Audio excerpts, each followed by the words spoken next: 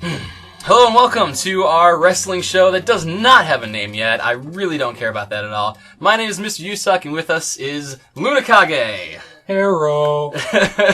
Alright, so we're going to take a second and actually introduce why we're doing this wrestling podcast for starters. I think it's just gotten to the point where we see each other all the time, and for one reason or another, the conversation turns into wrestling. Because we're both following it now, and we both come from pretty different backgrounds when it comes to wrestling, so there's a lot of good conversation going on. We kind of wanted to sit down and just record it for a bit. It's fun to do. I personally am pretty new to wrestling. I picked up the network after the most recent WrestleMania.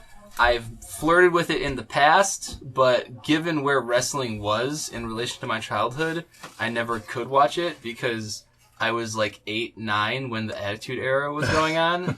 And my parents were like, you can't watch that. And looking back, that's actually, I think that's actually the right call. Yeah. I actually think that was the right call. But I didn't get to watch it growing up. I flirted with it in the 2000s, but I'm not fully into it until now. Yeah, and I think nowadays is kind of a really good place to come in, honestly. Like, yeah, it's not super great, but if you think about it, it was never super great. Even the Attitude Era was like, you know, every Raw, like you might complain about all of the roll-up victories and, you know, interference and, you know, local demon Kane ruins everything kind of finishes. But that was every Raw in the Attitude Era. And, like, match quality was kind of at an all-time low. It was just so hype back in those days. Because, like, you had the best promos. You had two guys that competed for the spot of being Hulk Hogan, you know? Like, Stone Cold and The Rock, there's never going to be another Stone Cold and The Rock. So, like, it was one of those things where even though TV was really bad, it was really good. But nowadays, it's kind of similar. Like, it's a lot more toned down. It's PG, you know, but, you know, there's a lot of buzz surrounding it. And I kind of feel like we're kind of heading into another wrestling, not necessarily boom, but, you know, on a little bit of a lower level. I think the network has a lot to do with that. The network does make things a lot easier. I think a lot of WWE is throwing business ideas out there and seeing if they hit the dartboard. But the network, I think, is really good. Yeah, and really, really good. I've said this ever since it came out. Like, it is the most ridiculous deal. Oh God, that you like. I mean, for $10 a month, and they haven't raised the price. No. $10 a month, $9.99. You get all. Thank you, Michael Cole. Yeah. You get all this shit. You get past episodes, like every pay-per-view. Like, the only thing you could really ask for is, like, you know, the only time TNA was good, and you'd pretty much have like the perfect, perfect mix. I think it's I was about to be on a tangent. I think that the network helps the learning curve for wrestling. Yeah. And this was the thing I was going to mention. And what they've been doing with the network recently with like the show with Renee and Culture Shock with Corey Graves, they've turned it into more of an actual TV channel. Right. I think it's finally kind of ramping up to the point where it's now turning into its own TV channel, it feels like. And I think that's really important for where we are right now in the entertainment industry, because a la carte TV channels are going to start being a thing soon, where we don't have to buy a big cable package and get everything. You just get the channel you want. Yeah. Because honestly, you know, cable, or rather TV, as we know it, is kind of dying. Mm-hmm. You know, like with internet streaming, Hulu, stuff like that, you kind of need to secure your spot in that kind of world. And WWE did it as soon as they could. And that kind of begs the question, you know, will Raw and SmackDown and stuff like that be on the network? You know, if TV really does kind of go up in flames? I think one day, but that one day is still very far away. Yeah. But I think one day. Like, maybe our, like, children's children kind of thing. Yeah, because Raw's been on USA, WWE's been on USA. Yeah. How long? Yeah. Decades. Honestly, I think this is their second tenure with USA, because before they went to USA again, they were on Spike for a while. Raw was?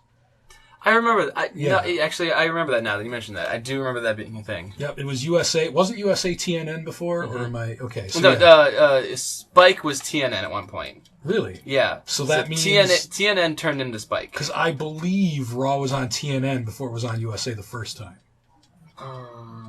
But before it was Raw, back in the 90s maybe, it was on USA. Yeah. Or what USA was back then. I don't know. I'm not a historian. Yeah. I'm definitely not on what channel it fucking was on back in that day. If you are looking for a podcast that does its research, maybe not us. No, we're just two guys chuckle shooting nuts. the shit. Yeah. But the thing with this, your alarm's going off, buddy. Yeah, I set this on vibrate, but the alarm still goes Rip. We're probably gonna have to edit that out. I'm not editing shit out. This is how it goes. I'm just fussing with the audio after we're done. But so the thing was, we were kind of trying to do this bi-weekly, but with an emphasis on, let's talk about the storylines going on, because that's what's the big issues or big draws, if you will, for what's going on. WWE has a lot of pay-per-views. This pretty much one per month, and they've kept the storylines pretty nicely compacted for the most part. Yeah. So given the timeline that we're in, it's the 3rd of July right now. Yeah. The most recent pay-per-view was Money in the Bank. And we're going to talk about kind of the lead up into Money in the Bank. A lot of things were set for Money in the Bank because the storylines were pretty strong going into it. A lot of important things had gone on. So we'll kind of start from the top of the card. I mean, not the top, the bottom of the card for this sake. King Barrett had a match. Yeah. Going into Money in the Bank. Oh, wait, King actually, Barrett, hold on. Wasn't I supposed to introduce myself, too? I don't know. Did you ever get around to actually introducing yourself? I'm pretty sure we went off on a tangent. We did. Continue. LunaKage, continue. Okay, so me, as far as being a wrestling fan goes, it's really funny. I do consider myself an Attitude Era baby. However, I never actually watched the Attitude Era. And the reason for that is because back when I was that age, when the Attitude Era was in full swing, I still pretty much required animation in order to actually be into something. Mm-hmm. Like, I was young, I was like, if it's not a cartoon, fuck it. Yeah. I was into DBZ and shit like that, But when I started watching wrestling was right before WrestleMania 20. And I started watching it because my dad just got back from prison. And I wanted to spend as much time with him as I could because he just got back. So he liked watching wrestling. So he put on an episode of SmackDown. And I believe it was the episode where Eddie Guerrero was feuding with Kurt Angle. It was going into WrestleMania 20. So I remember the exact match that made me go, I need to fucking watch this. It was Rey Mysterio.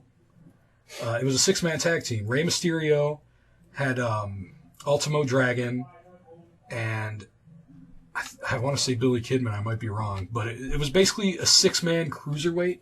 It was basically Rey Mysterio and the Mexicans versus the Japanese dudes. Mm-hmm. I can't exactly remember who all was on that team. Insert Japanese dudes. Yeah, it was three Japanese dudes. I've looked this up plenty of times, but I can never remember. It's really hard. Everyone that was in the match. It's really hard to remember their names. But it was a 6-man tag, cruiserweight. So, you gotta remember, back before I started watching, whenever I would see wrestling, it was always two big dudes that can barely walk, fake hitting each other, Mm-hmm. And I wasn't into that. I was like, I'd rather watch guys shoot laser beams at each other. But this match, these dudes were flying all over the place, swinging around, going nuts. And I was like, that's fucking crazy. I need to start watching this more. And then, due to that being the gateway, I started getting into everything else about it, like the art about it, as opposed to just seeing moves, even though I'm still really big into seeing moves. So I'm the kind of guy that is never satisfied with just going forward. So as soon as I got into it, I immediately fucking went online when I had access to it. And I believe this was before YouTube. Oh, yeah. This is definitely before YouTube. This was before YouTube. So I didn't really have... You are LimeWiring videos at this point. I was LimeWiring. That's exactly what I was doing. I know where you are in the history of the internet right now. You are LimeWiring YouTube videos. Yeah, like in the Attitude Era, I was watching that because that was the era right before where I got in. Because I got in like at the infant stages of Ruthless Aggression before John Cena was big. He was just now getting his United States title, you know. So, you know, my guys were Chris Benoit, fucking Eddie Guerrero. And it's funny because those two, and like, you know, wrestling was, I mentioned before, was a way to bond with my dad at the time. Those two, which is kind of fucked up saying that now about Chris Benoit. Yeah. At the time, they both kind of reminded me of my dad. Like, Eddie Guerrero was the same exact, I want to say like personality, sense of humor type deal. You know, cheat to win, but you love him for it anyway. And Chris Benoit, like, he had almost the same face, and he definitely had the same teeth. So, like, you know, those two guys, they reminded me of my dad, and they were the champions at the time because, you know, right after WrestleMania 20, they had the belts. I didn't see my first episode of Raw until after 20, so, you know, that's how I knew Chris Benoit. I go into those episodes, and the two champions are basically my dad split apart. And I'm like, dude, these guys are sweet and they're funny. You know, Eddie was funny. And, you know, they're the champs, so they must be fucking awesome. So they were my top favorites when I first started watching. And then, I know this is kind of a long story, but I kind of, you know, fucking... Hey, keep spitballing, man. When Eddie died, that was really fucked up because he was still one of my favorites. And he died because of drugs, which is even funnier looking back on it because my dad more or less died because of drugs. And then Chris Benoit, the way he died, it's like, holy shit. Yeah, you know, like, Chris Benoit is going to be the black spot in the WWE for forever. And they were not even 2 years apart, like 2005, 2007, but like, you know, within the kind of little interval there. And it was because of how Chris Benoit died that I kind of stopped watching in general. Like, I didn't watch wrestling again for the longest time because this was around the time where TNA was starting to get really fucking bullshit for me. And WWE, it was the John Cena show. You know, my favorite wrestler just died by murdering his entire family and killing himself. It was a bad time. So it was a bad time. I stopped watching. And I got back into watching like a lot of others thanks to the pipe bomb, the CM Punk pipe bomb. And he became my favorite wrestler. And he still kind of is now, but he's not an active wrestler, so I don't count that. Yeah, we've talked a number of times about how your favorite wrestlers are just... Yeah, they're kind of doomed, honestly. If you have a favorite wrestler, he's gone. Yeah, he's gone. Like, just let's look at my track record so far. My favorite female wrestler was Lita. You know, she got injured, fucked herself up. You know, you had Eddie Guerrero died, Chris Benoit died in the worst way. Fucking CM Punk, we know what happened to him. He got fucked over, fucked people over, whichever side you take. Whatever side you take, there's a lot of the word fuck involved. So he's gone now. He might never come back. He might come back for the right, you know, match, whatever. But I highly doubt he's never going to be an active wrestler. If he comes back, he's going to be like on the Chris Jericho or Brock Lesnar schedule, you know? And then my current favorite active wrestler is Dean Ambrose, who is still entertaining and manages to be over despite having like the worst fucking booking out of the members of the Shield, I would say, personally. I agree. I say worst might not be the best word for it, but least effective booking. Yeah. It's not like he's being booked like shit, but he's being booked like shit. But he's being booked like shit compared to Seth and Roman. Yeah. I mean, you could say that their booking hasn't been super strong, but, you know, compared to the rest of the WWE, their booking is still on top. Yeah. I feel like they're booking Dean the way he is because the crowd loves him. Yeah, and I feel like he's drawing. He's got to be drawing. I feel like they're booking him the way that they are because they feel like they can afford to. Wait, you tell me audio comes from the PS4 controller? That's messed up. This is the Wii. That's hilarious. Oh my god. What the hell? Anyway, what was I saying? Oh yeah, we were talking about your wrestlers, but you were talking about you came back in because of the CM bomb, CM and Dean Ambrose. Again, I feel like they're booking him the way they do, because they feel like they can afford to, because he's the type of guy that they know can come back. Like, they kind of proved it with this current arc that he's going through with Seth. You know, like he spent fucking 14 or something pay-per-views losing. Yes. The fucking bottom end of the feuds. Yeah. They put him in there with Seth Rollins, which again, he's losing because Seth is still going to be the champion. But the second the WWE said, hey, he's important, everyone's like, yeah, all right. You know? Hey, once they knew there was forward momentum behind him, the crowd's like, we're behind him. So I do feel like he's one of those guys that no matter what, when they decide to finally give him his moment, it's going to be like they never fucked up with him. Yeah. And exactly. I'm keeping my fingers crossed because it's wrestling. Anything could happen. I could easily be wrong. But, you know, I got my high hopes, and I'm good with that. Yeah, so I think with that, we can transition back into the lead up to Money in the Bank, because that does have a lot to do with Dean Ambrose. Yep. We'll start again back at the bottom, because this is something I've been wanting to talk about for a long ass time. And this is why the podcast was born. No, he was like, I want to bitch about Money in the Bank. Bitching about Money in the Bank is one thing, but this is a different topic. This is bitching about King Barrett. Yeah. So the pre-show is King Barrett versus R-Truth, and for like the past couple of weeks, I've been having this internal debate: who's getting boned over harder, Rusev or Barrett? And it's like every week, I think it's one person, and then something happens, and then it's the other person. I would say it's still Barrett. It's still Barrett, but Rusev is like up there. I mean, yeah, Rusev, it feels like he got fucked, but when you look at it, whose arc still, like, I keep saying arc now. I've never called him arc until today, this moment. But like, whose feud right now seems more important? Rusev's. And he can't even wrestle. He can't even wrestle. Because Barrett's been pushed down the card so badly. Yeah. So let's rewind for a second. So, I'm Bad News Barrett. Right. I'm over. Yeah. And somewhere up in management, they say, that's not cool. Barrett, you gotta stop doing this whole bad news thing. You're over. That's not good. And here's the reason why. WWE is really stubborn. I think it's more so Vince. Yes. But Vince and stubborn go hand in hand. Yeah, but the thing is, the general rule is, for deciding a character alignment, is to gauge reactions and then go with it. Yeah. So basically the thing about WWE is, we want this guy to be a heel. The crowd really likes his gimmick. They're starting to,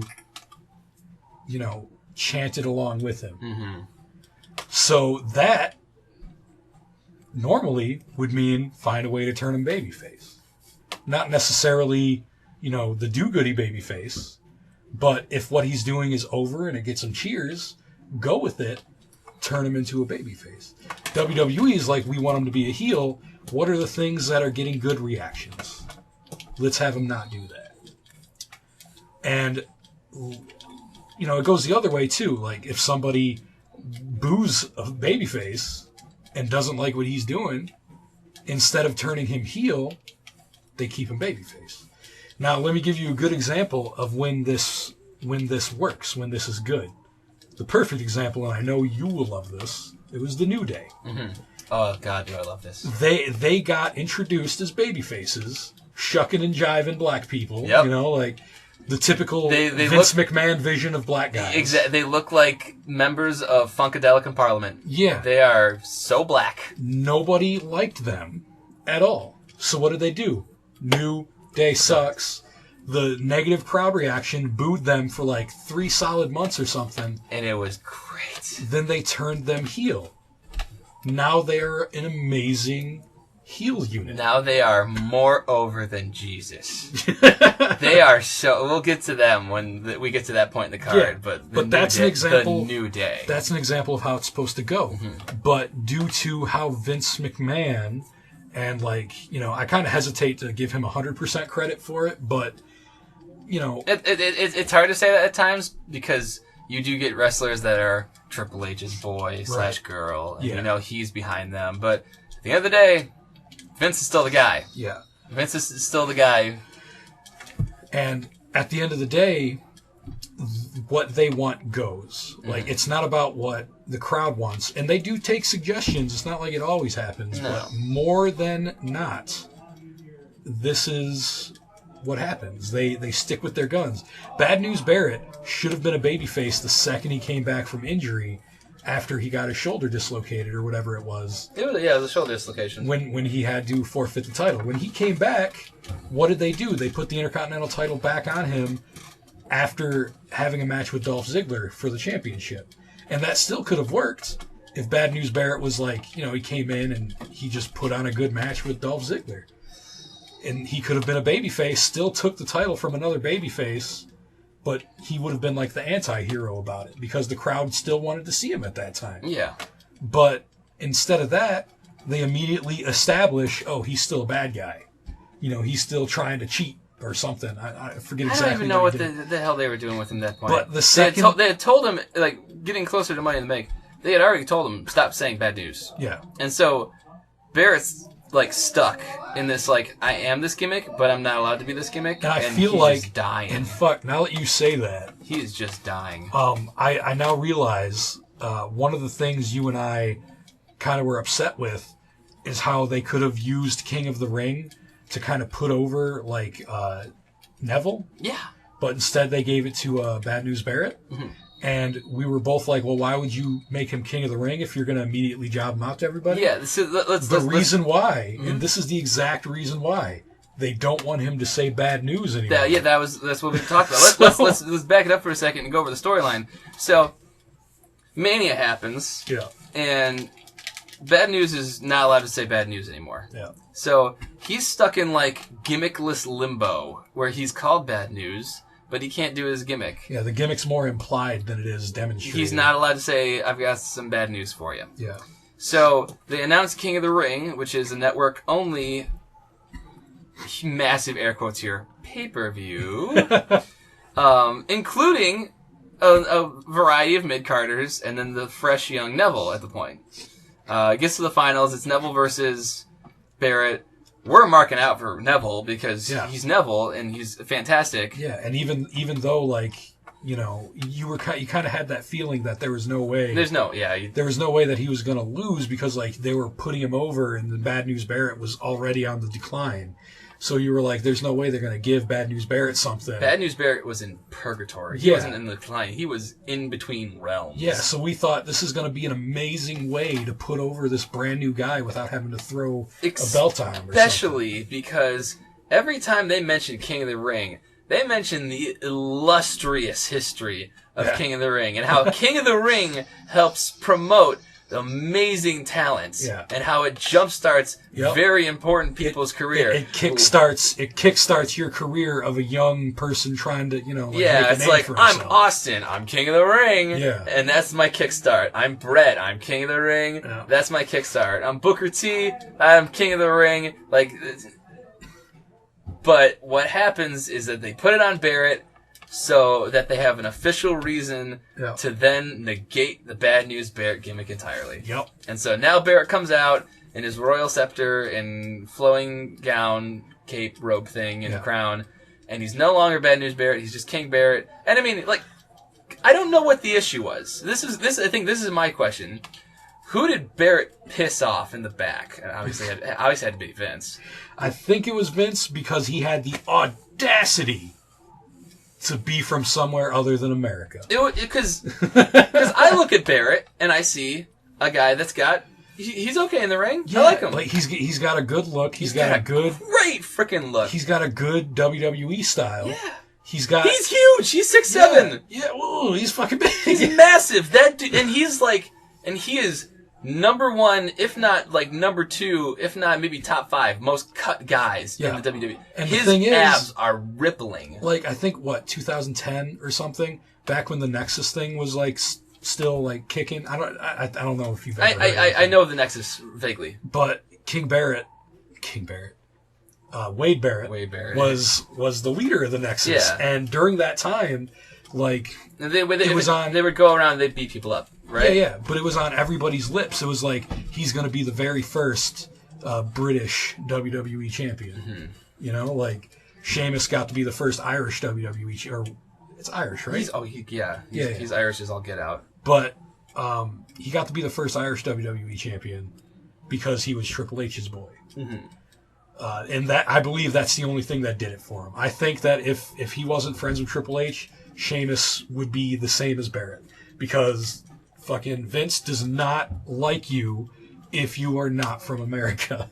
And that's what happened to Cesaro, and I'm sure we'll talk about him later. Oh, yeah. Fucking, Vince just doesn't like people who aren't from America, and you gotta play ball. And he by still Vince's doesn't rules. like you, and he still doesn't like you, even if you're from America, if you are black. Yeah, it's a very segregationalist company in the fact that you have to be John Cena. Yeah, you have to be the John Cena to get where you want to be, for Vince to let you be.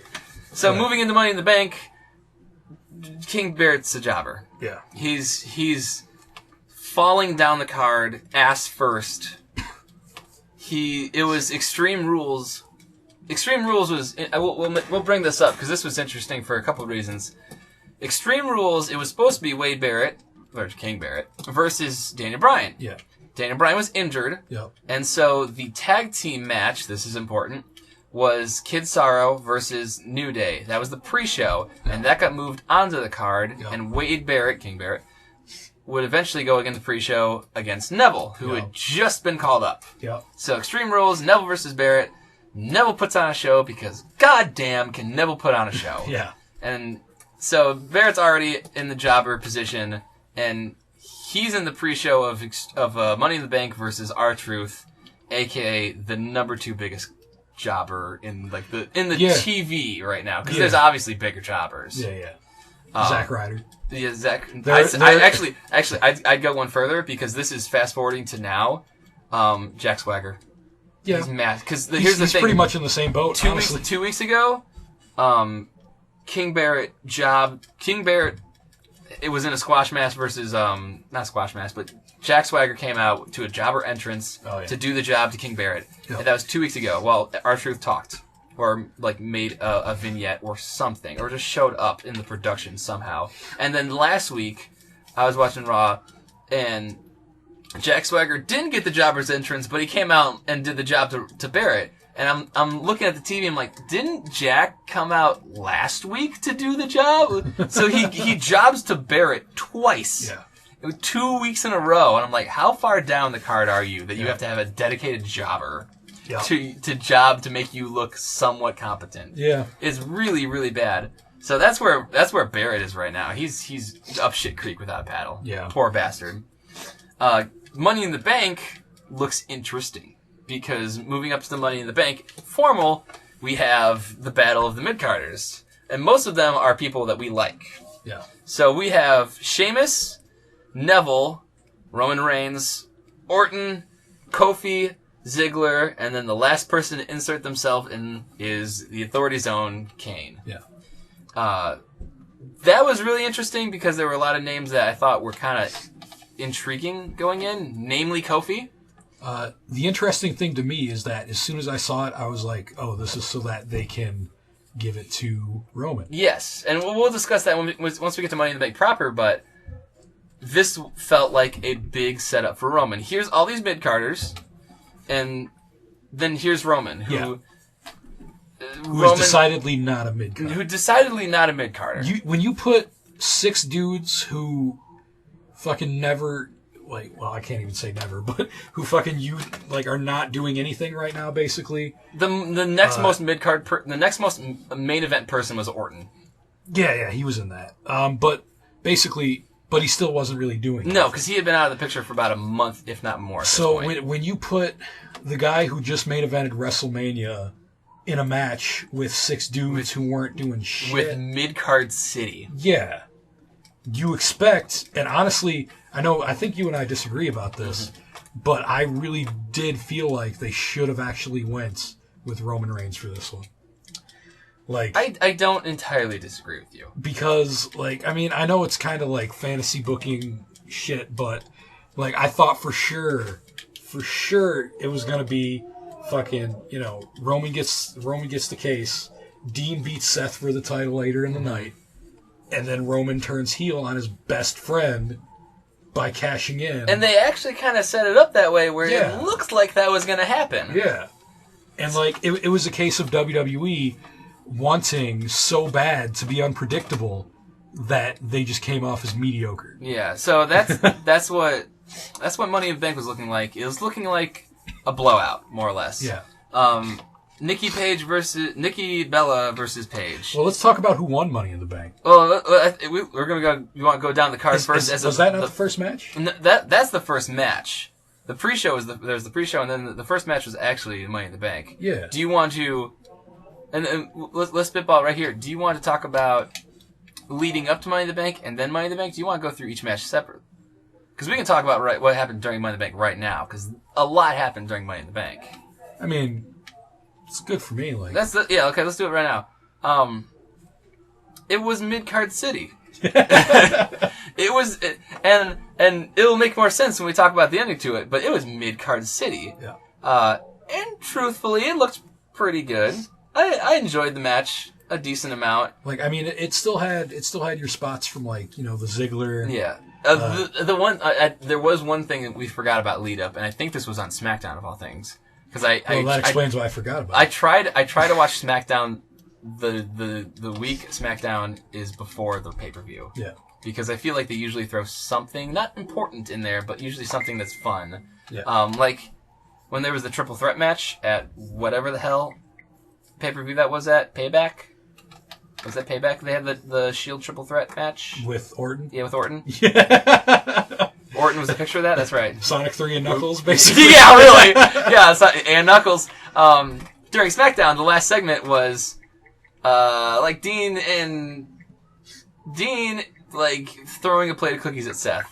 It was great. Yeah, it was I actually great. do remember that. And then Roman comes in and like helps Dean break it up, and Seth runs out because he's a bitch because he's being booked like that. And then Dean looks down, and Seth had dropped the belt, and Dean picks up the belt, kind of dusts it off, and then puts it on Roman's shoulder and goes, "Enjoy it while you can. I'll be taking it from you this Sunday." Yeah. And that was a great segment. Yeah, everything Dean does is fucking gold. Yeah, that's why I love him. It's actually it's gotten to the point where some people are starting to think that the only way Roman is good on the mic is when Dean's right next to him helping him through. It really does help. It really does. It's because Dean is Roman's like caretaker at this point for the mic. I mean, like he was definitely the mic guy for the Shield too. Mm-hmm. Like, you know, Seth was always the crazy dude who got it done in the ring because, you know, he fucking could. Roman was the guy, like, to tag in for the hot tag. He was the big dude that was supposed to look intimidating and say, believe in the Shield. Yeah. And Dean was the guy to say everything. And, like, you know, Seth got a little better on the mic as it went, but holy shit, Dean was the guy. Seth, as where he is right now, I think Seth's great on the mic. Yeah. I think Seth's right there where he needs to be. So, Money in the Bank happens. But that SmackDown was a 6-man tag or some shit that had like everyone who was in Money in the Bank, sans Roman or some shit. And Neville was the one that looked great. He got the big spots where they set up a ladder and he did like a moonsault off the ladder into like all of them. And then he puts the ladder up next to where Money in the Bank was. And he kind of walks up and grabs it and it's like, what's up? Yeah. And that was great because everyone's cheering for Neville. Yeah. Because Neville's the best damn thing right now. Even though realistically you knew there was no fucking way. Even though you knew there was no way. You still were like, holy shit, they are putting him on a pedestal. They do want you to know that this guy's a big deal. They really want... I know they can't push him yet. I know they can't push him for a while, but they're doing a couple spots with Neville every so often where it makes you go, hey guys, we know we aren't doing anything with Neville right now, but we haven't forgot about him. And, like, the best part about it is that thanks to being one of the NXT champions, I don't mean as an actual belt holder, but one of the champions of NXT, is that the NXT 5. You know that he's one of Triple H's boys. So you know there's actually a shot for him, despite being short, ugly, and foreign. You know that there's actually a shot for him. He has so much talent to overcome being short, ugly, and foreign. Yeah. He has got... Because when you see the red arrow, it doesn't matter. Yeah. It doesn't matter. The red arrow is, even though it's so much more difficult to pull off, the red arrow is the new Swanton Bomb. Mm-hmm. Because whenever you saw Jeff Hardy, you were fucking freaked. You wanted to see that Swanton. Because it was just a flip. It was the best fucking flip you'd ever seen. It was such a graceful fucking, high on Xanax flip. It was fucking ridiculous. Yeah, and I think they've cooled off Neville a bit where he is right now, but he's so entertaining. Yeah. And every time he's in the ring, the crowd's ape. The crowd loves him because he transcends being short, ugly, and foreign. Yeah. He just gets in the ring, looks great, he sells like no one's business. He is so good at selling. And I love it. The great thing about Neville too is that we know he's really good as this babyface, but thanks to his feud he had with Sami Zayn in NXT, you know that he still has all the hallmarks of arrogant heel that he totally can pull off. Even though he wasn't technically a heel in that feud, he was definitely playing the heel role. He was playing the heel role. So I think they'll keep him under wraps for a bit, and then his push will start when they start giving him the mic more often.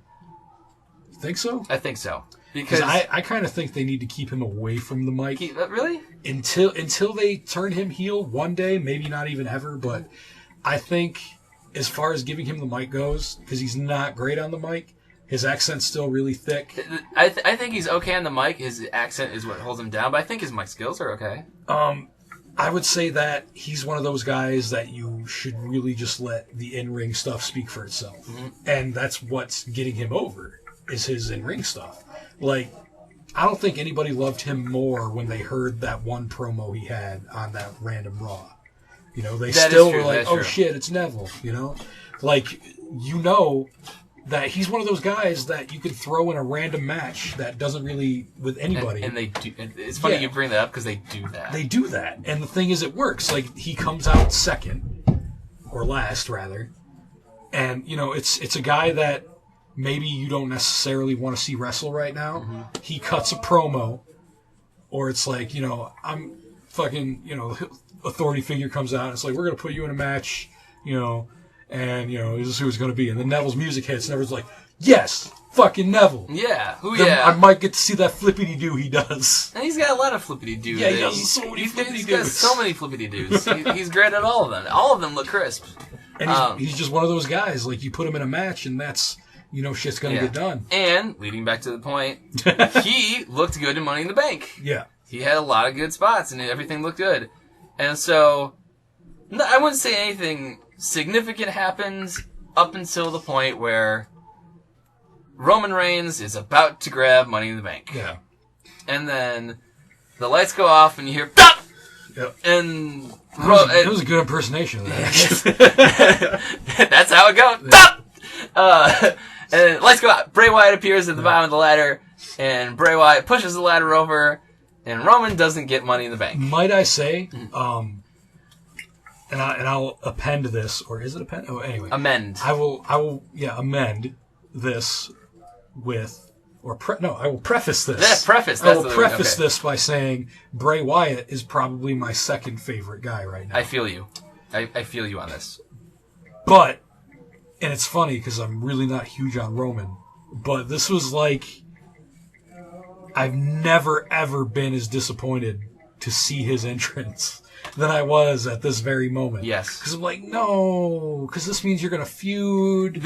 Neither one of you needs to lose. It's funny that you mentioned this because I had the exact same thought process when I was watching. This was the one pay-per-view we didn't get to watch together. Yeah. We normally watch pay-per-views together. Yeah. This week, that that week it didn't work out. Yeah. So Bray comes out in a surprise, pushes over the ladder. Roman doesn't get Money in the Bank. Yeah. And when that happens, I'm like, that's sick. And then reality takes over, and I go, oh God, they're gonna feud, and I know who's winning that.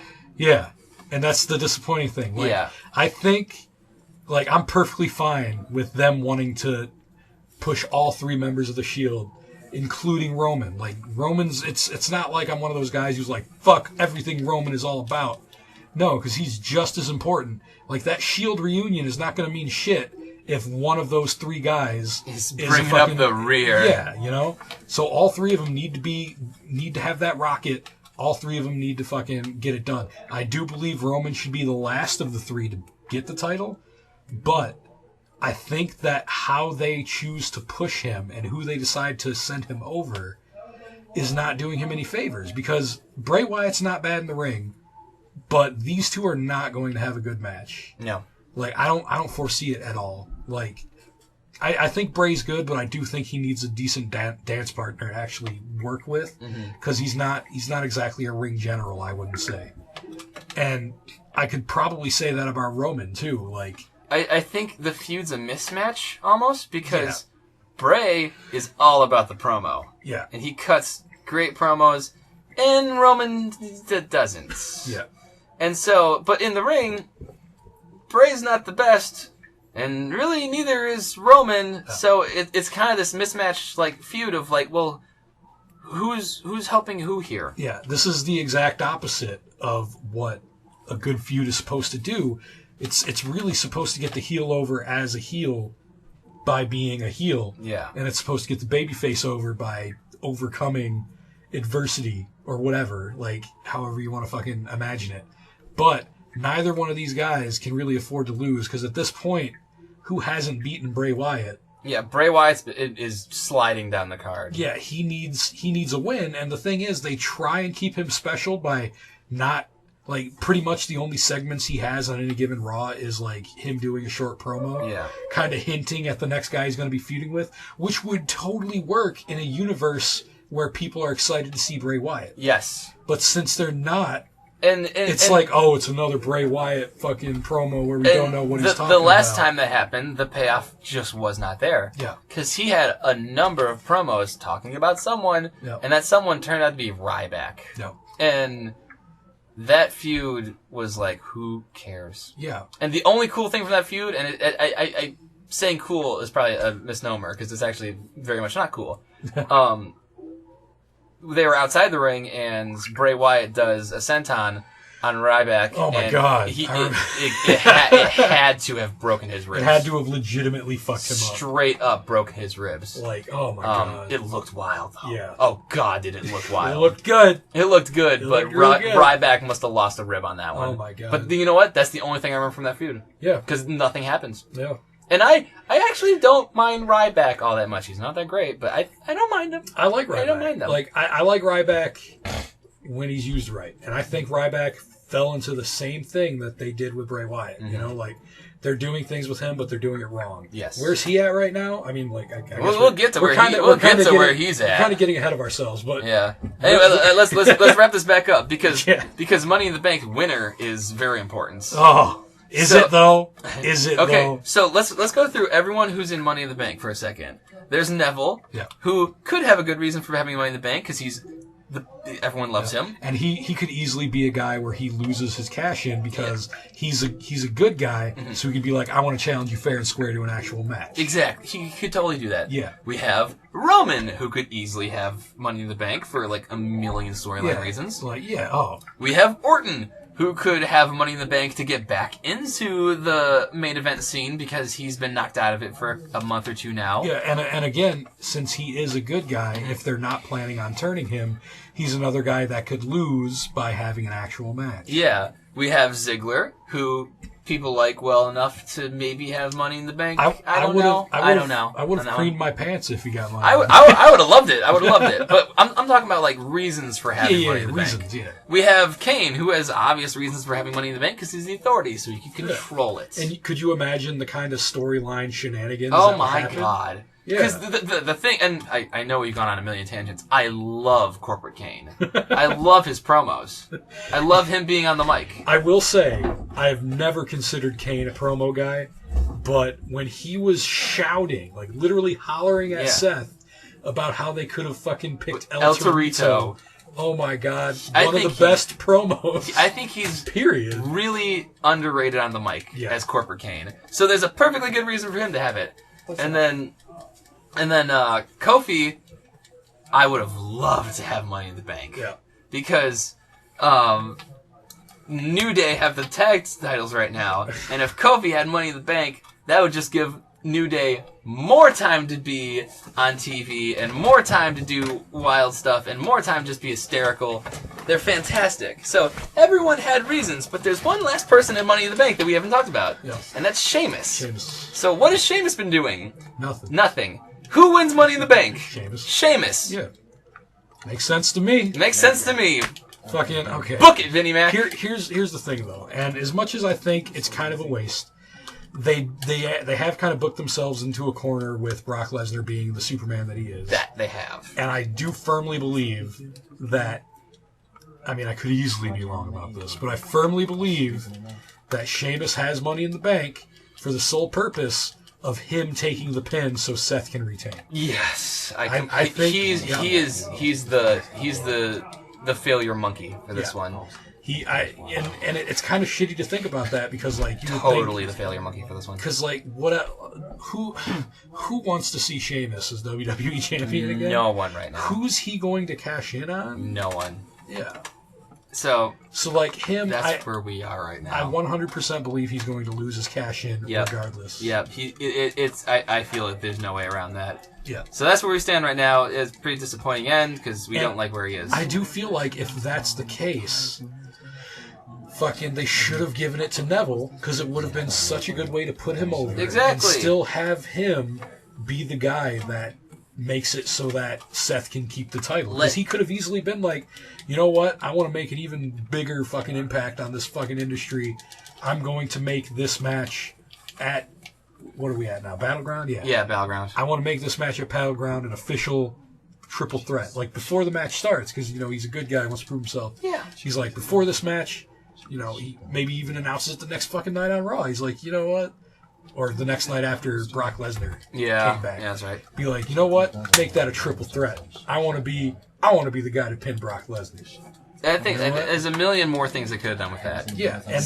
But, like, again, this is kind of managing your resources because at the end of the day, no matter what, Seth Rollins retains by using the Money in the Bank holder as a catalyst so that he doesn't have to beat Brock Lesnar. Yes. But this gives something to somebody that needs it. You know, a Money in the Bank victory for Adrian Neville, that alone is an accolade. Yes, completely. And that would have been great. Instead, you give it to Sheamus, a guy that doesn't need it, a guy that, honestly, at this point, doesn't even deserve it. Like, no, why? Not at all. And I think Sheamus' heel is actually kind of cool. But he's the least important person in that fight to have it. Yeah. Which, talking about least important, brings us to the Diva division. Oh, man, your segues are so good. I know. Talk about least important. Let's go to lowest importance. Lowest importance. So, the Divas division is at a complete standstill right now. Yep. Because everyone and their mother knows what's going on. Yep. Nikki Bella has the belts, and she's not dropping it until her number becomes higher than AJ's. Yeah. And that's it. That's it. That she's going up against Paige. Yep. And that's it. And they switch alignments every week. Oh yeah, God! They actually literally there was a month where they were heel face heel. Yep. It was so weird. Yep. They were heel because Paige was there. Paige left. They were face because Naomi was there.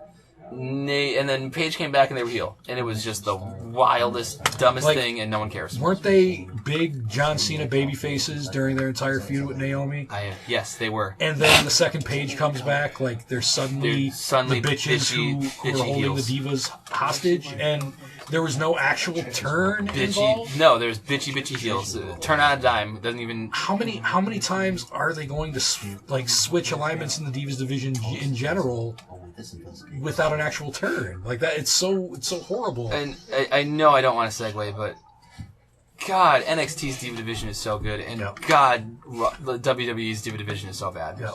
So that's it. That's all we need to talk about. And with divas. honestly, like, just as a kind of a last note, and everybody says this, but it's really depressing that your goal as an NXT diva is to make it to the WWE roster. So you can have nothing happen to your life. And honestly, I think being a diva in and of itself in America is kind of like really not good, because most women's championships here in America, with the exception of like straight up women's federations, which aren't really as much as like it might be kind of bullshit to say it, they're not as important as like, because they don't have TV. You know? Yeah, they don't. Like Shimmer, things like that. I don't know if that's American or not, but you know, the actual women's federations, they're not recognized really.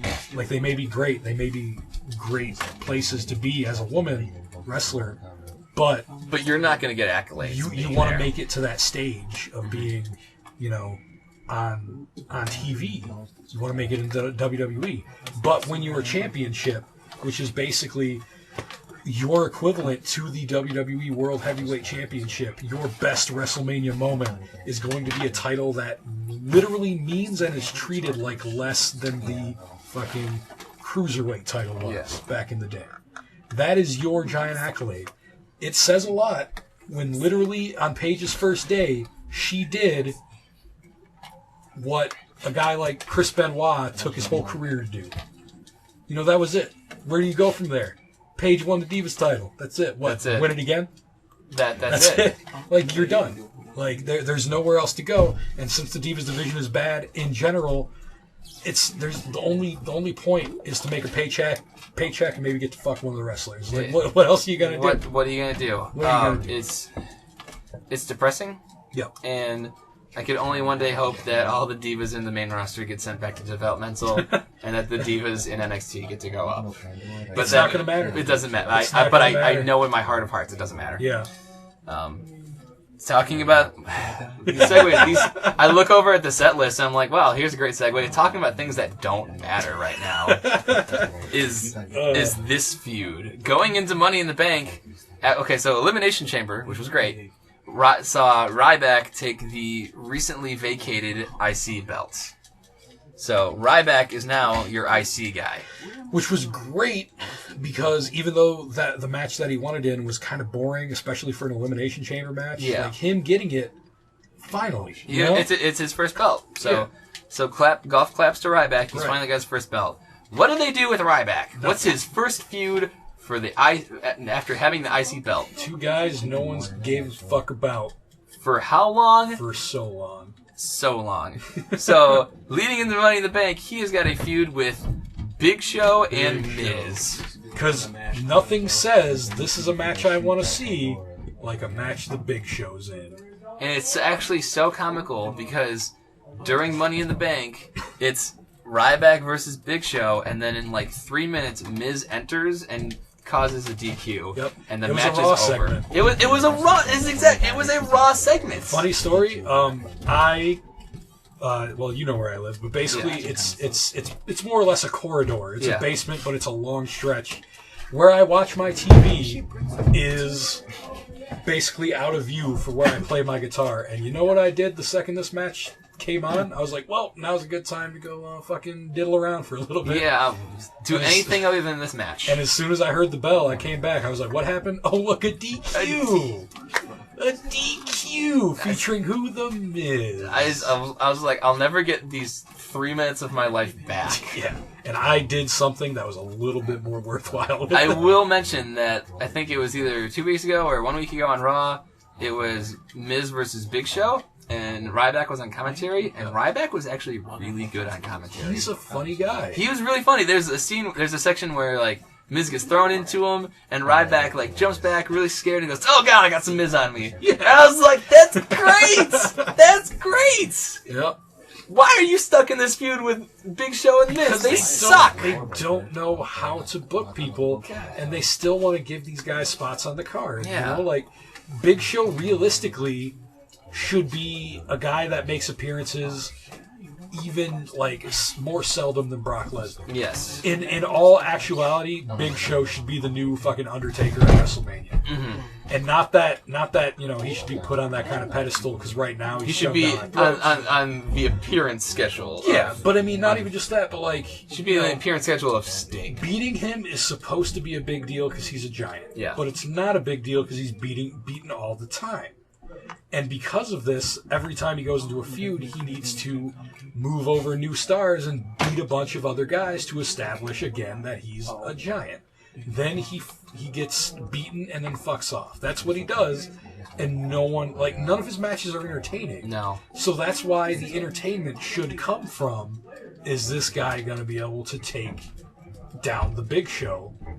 Because they did this like 2 months ago with Roman Reigns. Yes. And it was terrible. Extreme Rules, it was no disqualification match or something with Big Show and Roman. And the star of that show, honestly, was Big Show because he had one joke in the segment where they're going over to the announce tables and like he's cleaning off the table to eventually body slam Roman on or something. And he grabs Michael Cole's notebook and he like kind of turns to the camera, but not really because he knows he's got good camera awareness from when the spot's happening. Yeah. And I think he ad-libs this and he like looks at the notes and goes, "Big Show needs to lose weight." What?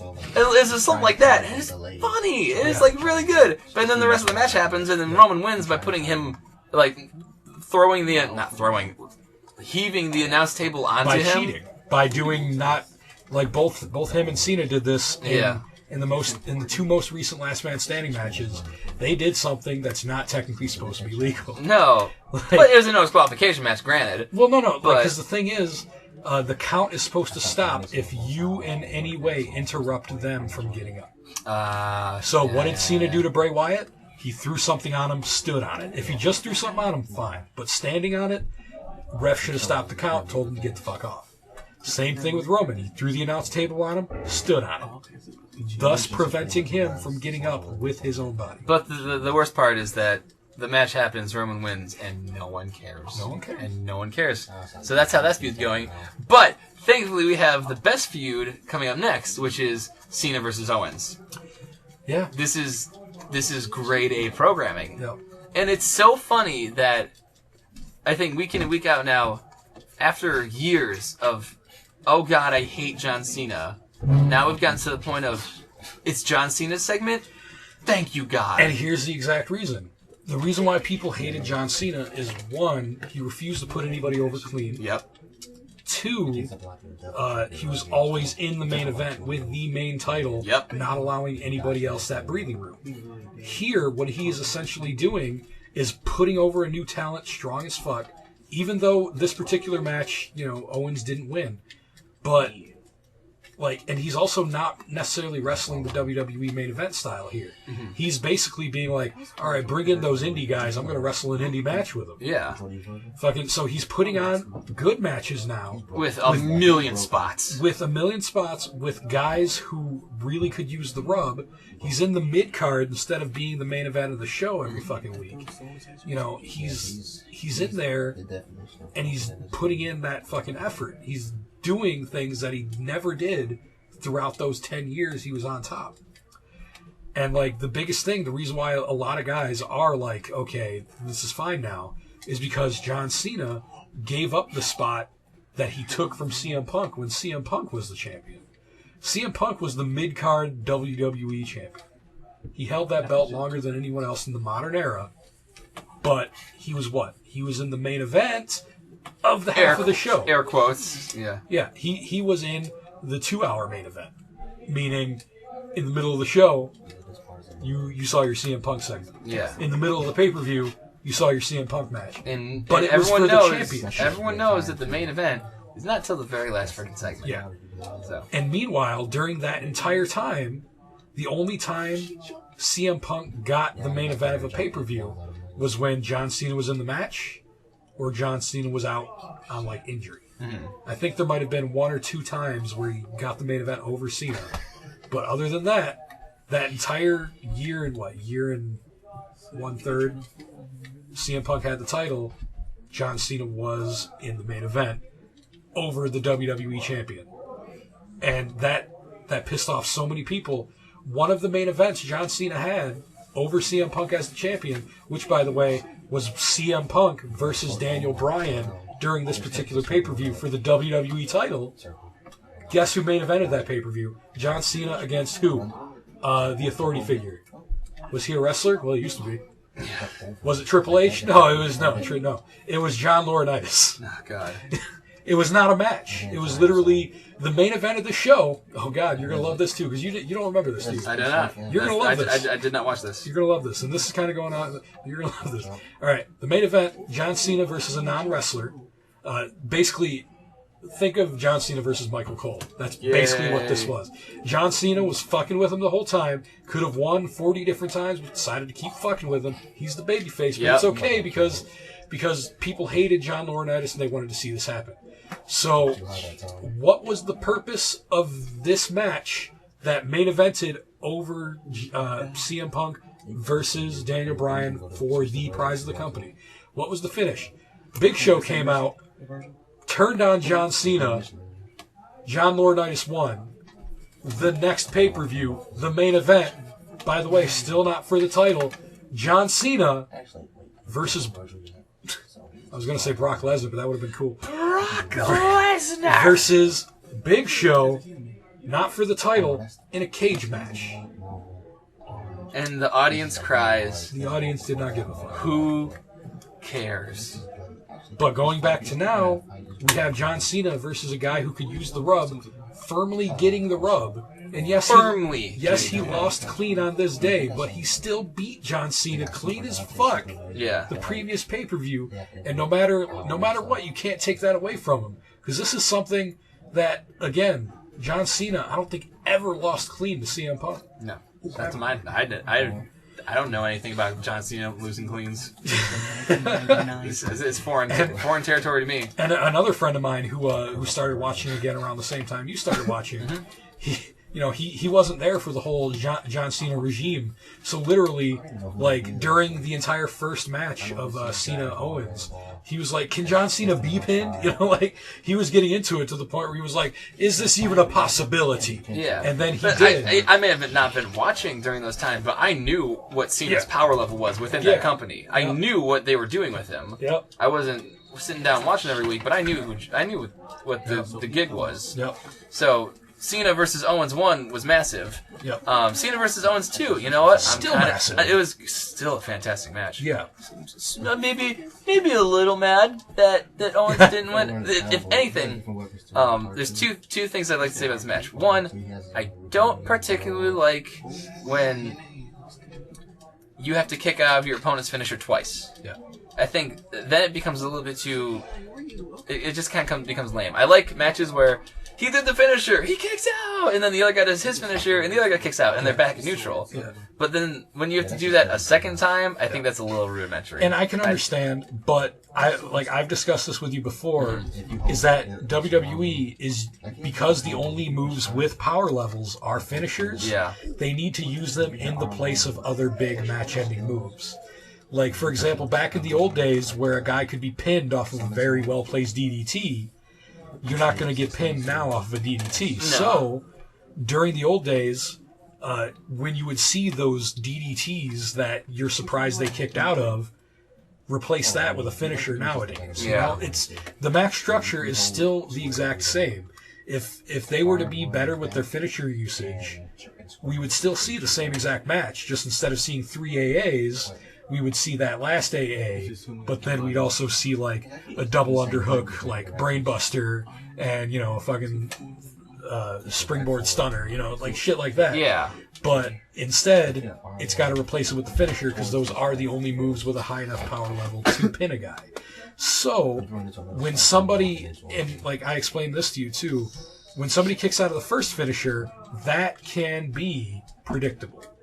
You very much felt in this match that there was no way it was going to end off of the first finish. Yes, that much so. But in a match like this, kicking out of the second finisher is still a surprise. Because you're like, oh shit, is this the one? But it wasn't. So you're like, oh fuck. So then you're like, okay, well that means the other guy's got to kick out of the second finisher. That more so is my problem with it. But, again, that didn't happen this time. I don't think. It did, didn't it? I don't think Owens hit 2. Yeah, I thought Owens hit 2 pop-up power bombs. Did he? Yeah. I mean, granted, it's been a while since we saw the match, but I want to say it was finisher kick out, finisher kick out, finisher kick out, finisher kick out. I don't. Well, that is still a possibility. I want to say that's how it went. I do believe that it's possible that Owens got pinned by the second AA, which is a little bit less cool, but regardless, anyway, it's still kind of, the finishers still kind of add that air of like, you're trying to guess if this is going to be the end or not. Yeah. Because again, it's like, kicks out of the first finisher, that could be surprising. It may not be, depending on the match. Mm-hmm. Second, the second finisher, if they kick out of that, you're like, oh shit, so the other guy's going to kick out of the second one. But he might not. If he does, you're like, oh, the next one is definitely going to fucking end it. But, as we saw with Roman versus Brock Lesnar, he kicked out of that third F5. You're like, holy fuck. He kicked out of that third F5. What is the shit? I think at that point, in that match, I think at that point it's like, all right, sweet, kick out of that third F5 because I want to see you get hit with the fourth one. Yeah. But, they're kind of using finishers as a drama building tool to kind of get a pop from the crowd because you're trying so hard to be like, oh, it's definitely over now. Oh, it's not over. Maybe it's going to be over after this particular thing happens. Oh shit, it's not over. It's like this. There's no way he's going to kick out of 3 AAs by John Cena. He fucking kicked out of 3 AAs by John Cena. This is obscene. Yeah. And you're like, this guy must have the biggest dick. I'm not agreeing with it, but I see what they're doing with it. I see. I don't mind the idea of it. My problem lies in when they have to trade. I do my finisher. Yeah. You kick out. You do my finisher. I do your finisher and kick out. Yeah. That's that more so is my little gripe with it. My bigger gripe is the fact that John Cena wins. You know what? That's fine because Owens does the apron power bomb spot, which has a 100% history of putting guys on stretchers, and Cena doesn't take a stretcher. Nope, he still needs to be assisted out. I'm like, oh fucker. Let me kind of be devil's advocate here. I understand why. Go ahead, explain. But and it's not even just with that spot, but kind of again defending the decision of Cena winning. Mm-hmm. And I'm not I was one of the guys who still wanted Owens to win the second one, but. Let's talk about kayfabe. Let's go right into into kayfabe. You cannot possibly believe that Cena, who is the strongest guy in the world, is not going to find a way to win somehow. Yep. The first time, great, he lost clean. That's amazing. That puts over the power of this new guy. Second time, an amazing match, a great showing. But, Cena winning in a competitive match where it still could have went either way is still, perfectly believable because Owens is not really meant to be this unstoppable Brock Lesnar. No. He's half monster at times because he looks great. Yeah. But then if you see him in NXT, he's half chicken shit. Yeah. And it's great. But, it's just John Cena being Super Saiyan God 4 Goku, you can't possibly believe that he's not going to... He's going to be able to not win, basically. Yeah. That's why even when they did that thing with Brock Lesnar where he completely squashed John Cena, the next time, Cena... Well, didn't he win by DQ? I can't remember. He didn't walk out with the championship, but they didn't let him get squashed again. Yeah. They were like, oh, John Cena's going to do it! But then it was like, oh no, Seth Rollins, he interfered. And some people say it made Brock Lesnar look weak. And you could say that. But I do believe that, John Cena being the main character of the story with the biggest power level of all of them, it's still very believable because now he knows you or something like that. Yeah. And again, I'm not really trying to agree with it, but trust me, I understand why it didn't happen. I will be fine, especially fine with it if Kevin Owens does get the U.S. title. I think he's going to. I really want to say he's going to. Like, I want him to win the feud because, like, you know, you can win matches against John Cena, but winning feuds against John Cena is a little bit harder. Yeah, and the thing is, losing feuds against John Cena sucks. Yes. Where's Bray right now after losing his feud with John Cena? We already talked about that. Where's Rusev after losing his feud with John Cena? Oh my God, he lost one blonde for another one that's literally the exact definition of butterface. Yeah, and he's also he slid down the card ass first, and now he's on injury, which sucks. Yep.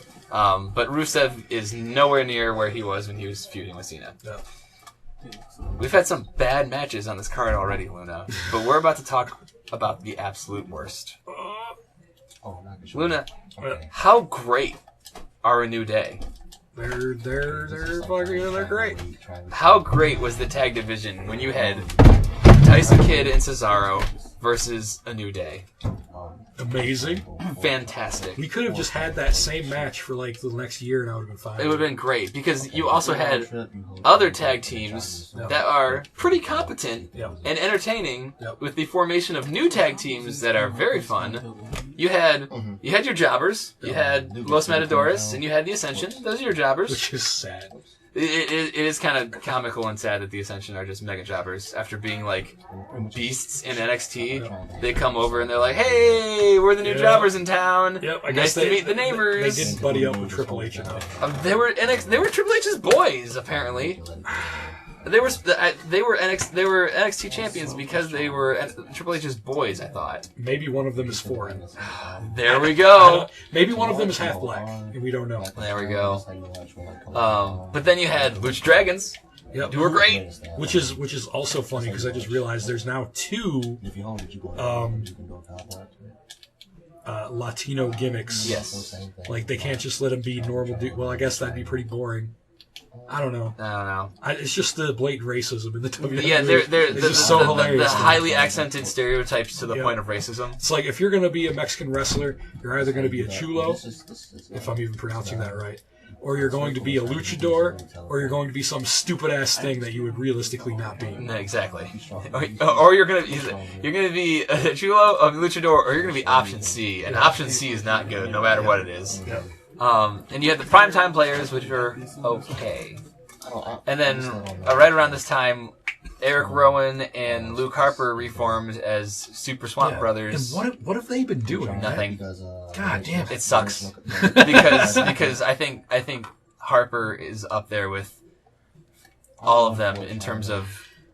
Harper is huge, and he can do a Hurricanrana that is crisp as hell, and no one is utilizing that. Yeah. I think, and this is kind of going off track, but I do think that's the best way to kind of jumpstart the careers of all three of those guys, or not necessarily jumpstart, but kind of like get them back revitalize. Is like bring them back together along the same time that the Shield gets back together. Yes, please, for the love of God. And like you could say that, oh, they already did that. Yes, but it was amazing. Mm-hmm. And bringing those two back together, because if you remember, the Wyatt family won that feud, and it doesn't necessarily mean that the Shield should win it next, but bringing those two teams together again to feud with each other. And then throw in, especially like if the New Day keeps getting better and doesn't slip down the card like they probably will. God, you know, they could be another fucking like three dudes that could like feud. You know, like even if you wanted to turn like the Wyatt family face, because it could happen, you could have them against the New Day. The possibilities are endless. But what happens is that in Money in the Bank we have the primetime players versus a New Day. Yep. And in the tragedy of all of it, primetime players win. They get strapped. And I understand why. Because Father's Day is right around the corner, and Titus O'Neil got the Father of the Year award, and that's okay. You know what? I guess. You know what would have been even better? It would have been so super self-aware to have one of the members of the New Day pin the other member of the New Day to retain the title. Oh my God. And you say, what? What are you talking about? That doesn't make sense. No, yes, it does. Because guess what? All four guys in the match were black. Yep. It would have been so fucking super self-aware. They already pulled Black Magic. Yeah. Black magic. That's what. Why isn't it called Black Magic? we have twin magic when there's two similar looking people who are twins get confused with each other. Yeah. When we have two black people who are it's not called Black Magic. It should be called Black Magic. But that would have been the most perfect way to make a heel win. Yeah. Oh my god. Like, it would have been you so already racist. opened the door with Black Magic whenever that match was. It would have been so racist that I would have loved it. But the New Day dropped the strap to Primetime Players for what I hope is just a quick spot so that Titus O'Neil can have his day in the sun. Yeah. Because honestly, Titus O'Neil's freaking awesome. Yeah. And I do believe they should have the titles at some point. Yeah. But it felt wrong. It felt really rushed. Just because a New Day was still on a upward incline. Yep. They were getting hotter and hotter every week. And a New Day is so over that you get New Day chants at NXT. Oh yeah. Yeah, you get at NXT, and it's recognizable. That's how over they are right now. Yeah. And so losing the strap at that moment in time felt like someone just letting the air out of the balloon. You're like, oh god, no, don't let this happen. Because what happens to a tag team that lose the championships? You know, like the tag division, it's getting stronger, but unless you're in that title picture, you still matter about as much as the Divas division. Yeah, and I really hope that there's a lot of future in the title. I hope that a New Day take it back to Battlegrounds. Maybe. I actually think they are going to, just because. And hey, that means that Primetime Players had their moment in the sun. That means there's a chance for Black Magic again. Yeah, there's a chance for Black Magic. It's like he looked similar. They played Black Magic once and it worked, and it was stupid, but it worked. And you know it was intentional. Like, oh god, yeah. You could not. Oh god, yeah. Like, I would just love it if, like, at Battleground, like, one of the members of the New Day came out in a Primetime Players, like, outfit. Yeah. It's like, what's going on? But Big E's got that cloak. Yeah. And he's got maybe the cloak, like, tied up, and then he takes the cloak off, and he's got the Primetime Players, like, jocks on. And pins Kofi or something. Yeah. Or something. I don't even know how that would work, but jeez. Gosh. But the point of the story is the air is being deflated out of the tag division by having them lose it, not to mention Tyson Kidd with a very severe injury. Yeah, and that sucks too, because who knows if Kid Zorro, or Team Swiss Fax, as I like to call it, is going to be a thing when he gets back. Doubt it. Because here's the thing, Kid's actually the same age as Cesaro. Is he? Yeah, they're both 34. So, like, having have you seen the pictures of his injury? No. He's got staples from here down to here from the surgery. Damn. He's not coming back for a second. That sucks. And when he comes back, I don't know if he's coming back. Just because, like, spinal injury at 34 in the WWE, how do you feel about that? Yeah. It doesn't sound good, does it? I hope, and once again, tangent, I hope that they use this opportunity, and that sounds like a terrible word for it, but that they push the shit out of Cesaro. Yeah. They just push the shit out of Cesaro. So. And that match that he had with John Cena. Yep, that was a fantastic 5-star match. Keeping Cesaro strong. Protected, great match, fantastic. Yep. And so we get to the main event picture. Hey, it's Dean Ambrose. Dean. It's your boy. My boy. Your boy, Dean Ambrose. Dean Ambrose. Versus, I can use the potty on my own, Seth Rollins.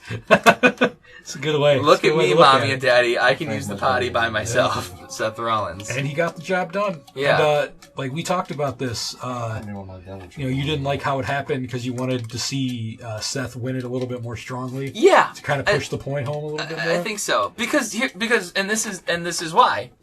Because, and I didn't know this at the time, but I felt like, Seth put on a clinic to Dean Ambrose with just nailing him with the chairs and the ladders and all that. And I felt like that's strong, and like, even if Dean Ambrose doesn't get up from that, you can understand. Like this was believable. This is a moment where Seth Rollins is in the Saiyan adrenaline, and if you don't get up from that, that's fine, because you can still work that angle. Like that happened, but that's not happening again because I know you can't do that twice. Yeah. And I know that you cannot do that a second time. Like that's fine if you can't get up from that. You're not burying him. And that kind of segues into my opinion on it, which is, holy fuck, Dean Ambrose. Yeah, that's the You're other. a fucking monster. That's the other side of the story. Is Dean Ambrose is a monster for getting up from that. You almost killed him on several occasions, and you still barely won. Mm-hmm. You know, like it wasn't a decisive victory where he could take his time going up the ladder. No, Dean Ambrose is like, oh fuck it, I woke up from that nap I just had, fucking rushes up the ladder, and the only reason why he didn't win is because he didn't hold on to the title when they both fell. Yeah, and I like that because that is putting them on a similar power level. It is, and we want that. We want the Shield to all be on the similar power level, and I feel like that was WWE's way of saying, we're not giving him the title. Sorry, but he's still really fucking good. Yeah, it kind of the same thing that goes on with Roman and Brock. Yeah. Watch me kick out of the nth F5. Yeah. To show that I'm still strong. And like, I want to bring this up too, kind of since we're pretty much done with the main event, we're done with the pay-per-view. Mm-hmm. I really wish they would tell the Roman story a little differently. Like, they keep, and I talked to you about this already, they keep telling it as if Roman could have beat Brock Lesnar. No. He couldn't have. No. It did not look at one point that Brock Lesnar could have lost. The commentary team will make comments during Roman matches where it's like, Roman was on the upswing, he was going to get up and get back, and he could have won it, Michael. He couldn't. No. And because the thing is, if you compare the amount of damage each one took, Roman was so far behind. God, he was hilariously behind. But the thing is, though, the story you should be telling, you should be boasting about, is that the 3 F5s that broke the streak were not able to beat Roman Reigns. I know, it kills me. He kicked out of how many? 4? I don't even remember anymore because it was like a 15-minute murder clinic. Yeah. That's the story they should be telling, is how resilient and how Roman Reigns won't die. Same thing, basically, they told with Dean Ambrose just now. Like, putting them all on such a high power level. But instead, they're going with the fallacy that he was about to beat Brock Lesnar. He wasn't. It's killing Roman, who is stuck in this terrible situation where he's not main event quality, and he's too good to be in the mid card. But we don't know what to do with him because he's not there yet, and we're not helping him by saying that. And we're not helping him by putting him in feuds with Wyatt. guys who are just as big and slow as him. Yeah. Like, fucking, you need to put guys like Neville with the Big Show and have Neville win. Yeah. Because that, even if it's a terrible match, you have Neville hitting his finishing move, having him go over the Giant, and you need to put Roman in there with guys that can put on good matches. Like, even though everybody hate that he beat Daniel Bryan, that's a perfect example of the kind of people he should be in there with. Yes. Guys that he can have great matches with, and you're always going to have the guys that are like, oh, well, he was carried. Yes, Roman's that kind of guy. Like, not every single champion in the history of the business was a guy that was able to put on amazing matches with anybody. Mm-hmm. That's, but having matches that are spectacles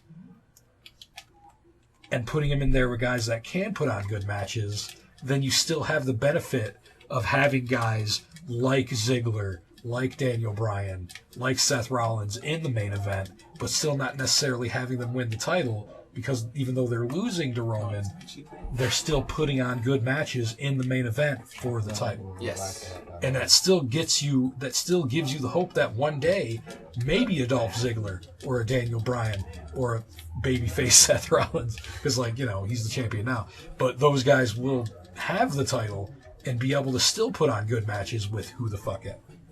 But it does no favors when, let's say, you put the belt on Roman Reigns. You could, everybody could say he's not ready and he's getting carried. That's fine.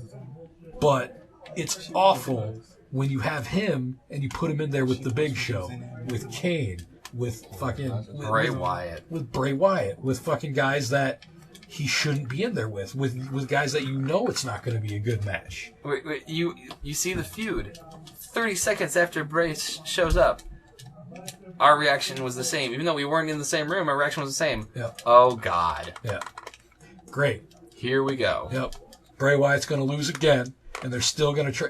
And that's the biggest thing. No one's going to win. Bray Wyatt needs to be booked in a similar way to Kevin Owens. Yeah. He really needs to be the guy. He's supposed to be the face of fear. He's supposed to be the most... Yeah. But when he comes out, like, once a month to job to somebody... That's a joke. To job to Ryback. To job to Roman. Yeah. He didn't even lose to Ryback, did he?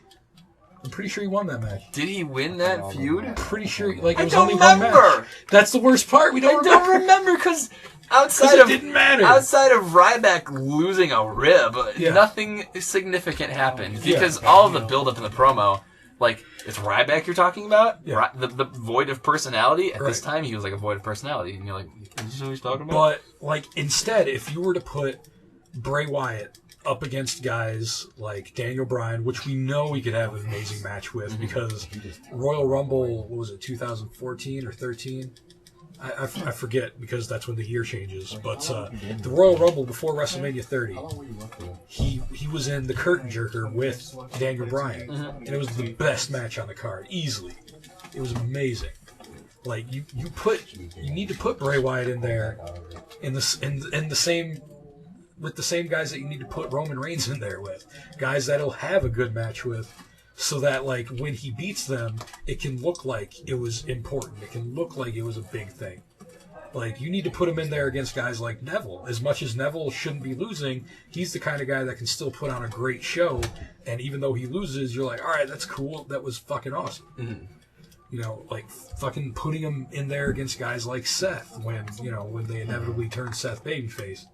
And that's kind of a far cry right now, but still, like... guys that can fucking work, guys that are amazing. And, like, even though I hated to see Dean lose the feud, putting him up against Dean was a great decision. Because they were able to have good matches with each other. Yes. They were silly finishes for them. Yeah. They were silly finishes for the most part. But I think the silly finishes were kind of to let you know that Dean beat himself because he's not really exactly all that tight on the winning thing. Mm-hmm. He knows how to fight, but he doesn't know how to seal the deal. And that's a story you should be telling, not telling it, which is what they do. They forget to tell the story and instead go, these guys are crazy, Maggle. God, commentary sucks. Yeah, you guys need to let them know, like, Dean Ambrose probably would have won if he didn't make that stupid decision that he only made because he's Dean Ambrose. And then you tell the story of him trying to get over that. And that's the perfect thing to do now when he's feuding with the champion and still losing because he still hasn't gotten over that yet. And, like, you could even use that to potentially turn him heel, even though realistically, how are you going to turn him heel? Who's he going to turn on that's going to fucking get heel reactions? Roman Reigns? No. If he turns heel on Roman Reigns, he's still going to get cheered. He's like, oh, fuck, he fucked Roman Reigns. Yeah, exactly, because Roman Reigns is stuck in this trying to escape the magnet of anti-heat that his original push gave him. Yeah. So, like, what do you do now? So Money in the Bank was over. Garbage pay-per-view.